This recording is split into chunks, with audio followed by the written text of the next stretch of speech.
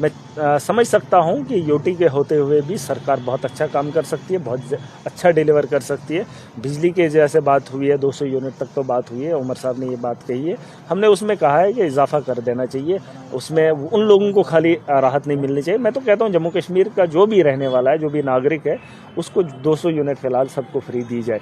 और उसके अलावा जल जीवन में बहुत बड़ी धांधली है, इसमें कोई दो राय नहीं है। करोड़ों नहीं, खरबों नहीं, जितना भी पैसा उसमें लूट हुई है। और जल जीवन 30 साल के लिए मिशन था, लेकिन ये मिशन का फेलियर है। इन्होंने अपने घरों को बनाया है, लोगों को राहत देने के लिए इसमें कोई काम नहीं हुआ है। इस पे भी काम करेंगे। सरकार से बहुत सारी उम्मीदें हैं, लोगों ने मैंडेट दिया है और आवाम के हित में जो भी मुमकिन हो सकेगा सरकार उस पर काम करेगी। किसी का ही नहीं चाहते उनका काम हो, वो किसी का भला नहीं चाहते हैं। जितने भी एमएलएज हैं, भाजपा के जितने भी वर्कर्स हैं, वो अपना भला चाहते हैं। अगर वो आवाम का भला चाहते हैं तो जम्मू के लोगों को सड़कों पे पिटते हुए नहीं देखते आप।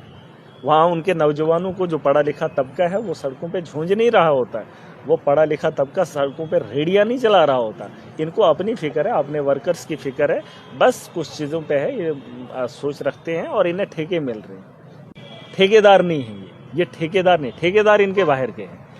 एक क्लास का ठेकेदार, ये बड़े बड़े जो प्रोजेक्ट गिना रहे हैं, इनके बाबू जो हैं वो बड़े लोग हैं, वो अलग लोग हैं। इनको कुछ मीटर्स का हिस्सा मिला है, किसी को छोटा सा पुल दे दिया, पुल्ली दे दिया, वो उसी में खुश है। उसको लाखों रुपया बन रहा है, वो सोचता है यही सारा तामझाम हो रहा है। और ये समझ नहीं आ रही है कि आने वाले कल में जम्मू के हालात क्या होंगे। और जम्मू के एमएलए से पूछ लो, जम्मू की बात करते हैं ना, जम्मू के डोगरों की बात करते हैं, जम्मू के नौजवानों की बात करते हैं। पूछो इनको कि ये जो ट्रेन दिल्ली से सीधा जा रही है कहाँ के लिए? कश्मीर के लिए। रात को उधर बैठेंगे, सुबह कश्मीर में होगी, या कश्मीर में रात को बैठेंगे तो सुबह दिल्ली होगी। यहाँ पर ये वह तो माता वैष्णो देवी का मंदिर था, यहाँ लोग आते थे, उनको भी बाईपास कर दिया। वो ट्रेन भी सीधा जम्मू में क्या रखा है। देखिए, जो ज़मीन पे मुद्दे हैं उन्हें ऐवान तक पहुँचाने का काम महराज पूरी ताकत से करेगा। मैंने तो कहा है, जिन ज़मीनों को हमसे छीना है उसके बारे में भी सरकार इस सेशन में सोचे तो बेहतर है। बिल्कुल, देखिए, ये मैं बार बार कहता हूँ, मैं एक हिली एरिया से आता हूँ। मैंने कहा है तहसील लेवल पे रिक्रूटमेंट जैसे पहले होती थी, पंचायत लेवल पे रिक्रूटमेंट होती थी, पंचायत के लोग जो है उसमें एडजस्ट होते थे। तहसील लेवल पे, डिस्ट्रिक्ट लेवल पे, स्टेट लेवल पे, जो स्टेट लेवल की पोस्ट होगी उससे कंपटीशन में लाइए। लेकिन जो डिस्ट्रिक्ट लेवल के तर्ज पे होगी या तहसील लेवल पे, उस पर वहाँ पे काम होना चाहिए। क्योंकि मैं बार बार कहता हूँ, हमारी एजुकेशन का सिस्टम अभी वो नहीं है जिस तर्ज पे आप कम्पीट करवा रहे हो। हम पहाड़ी लोग हैं, बैकवर्ड एरिया से आते हैं। बहुत सारे लोग कह रहे थे इसमें रिव्यू लेंगे। अरे बैकवर्ड एरिया जहाँ पे एजुकेशन का स्तर उतना नहीं है, बेहतर नहीं है, उसे आप बैकवर्ड करार दो।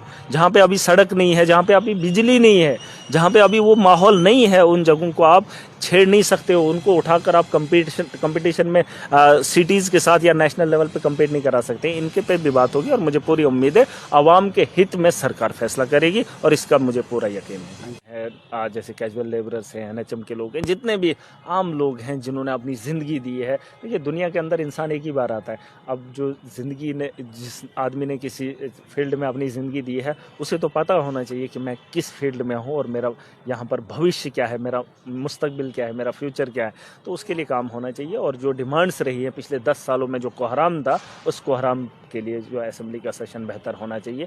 लोगों के ज़रूरियात पे काम होना चाहिए। जो मुद्दे आवाम के हैं उनके लिए जो सेशन जो है बेहतर रहेगा।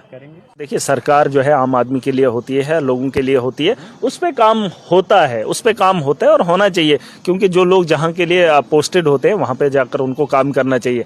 कल को फौजी भी बोलेगा मुझे सरहद पे नहीं बैठना है, मुझे अपने गाँव लेके चलो, तो सरहद की हिफाजत नहीं की जा सकती है।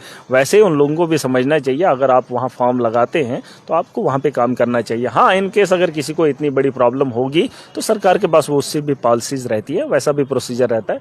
उनको वहाँ से उठाकर उनकी मर्जी से नहीं, या उनके जो भी हित में होगा वो किया जाएगा। आवाम के हित में हर मुमकिन पॉलिसी बनाई जाएगी। यहाँ पर जो है आप देखते थे जब पहले दौर के अंदर जो है असेंबली यहाँ पर आती थी, पूरा एक कैडर आता था, यहाँ पर एक माहौल अलग होता था।